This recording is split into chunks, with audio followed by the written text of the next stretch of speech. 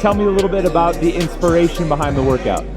So the inspiration from the workout came from the 2016 regionals workout. Very similar on the first couple at Wallballs into pull-ups back then, and now we have Wallballs into toes to bar. And then that one progressed into pistols and power cleans, and we're going into handstand walks and dumbbell box step overs. So that's really where the inspiration came from, that workout right there.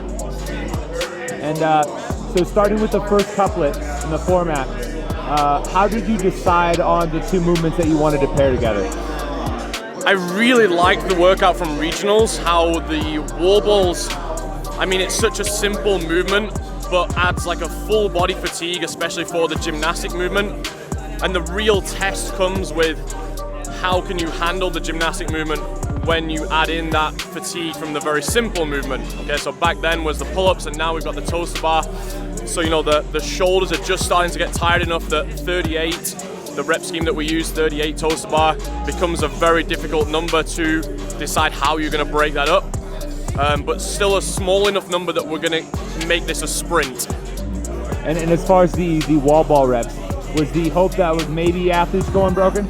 I wanted it to be a number that you look at it and like, I want to do this unbroken, but when you get 75% of the way through, you're considering dropping the ball. Especially if you hear someone else drop it, you might be a little bit more tempted to drop the ball then. But yeah, I want it to be one of those numbers where it's right in between. Is this unbroken? Is that going to be too much leading into all the other movements that I've got to do? Or am I just going to go for it and see what happens?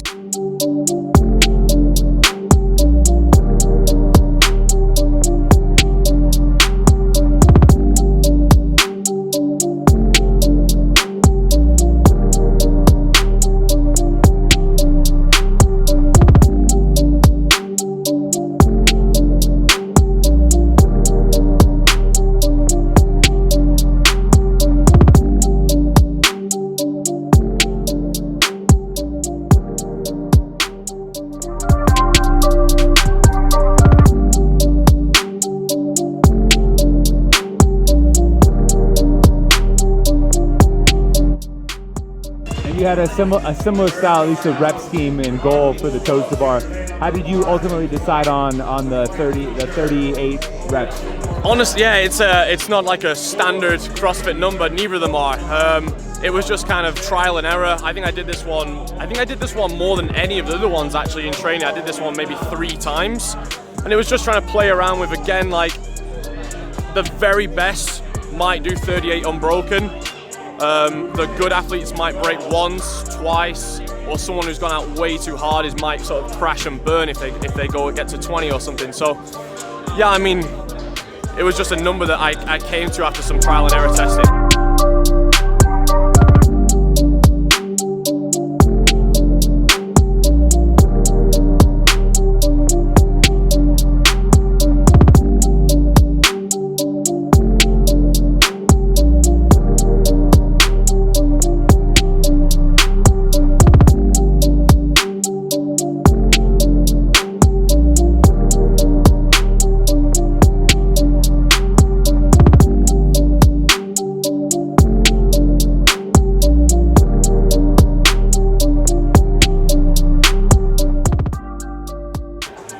And then so once the athletes get through that first couplet, how did you decide on the transition and how much time to give them to try and recover? I wanted just enough time for that fatigue to set in.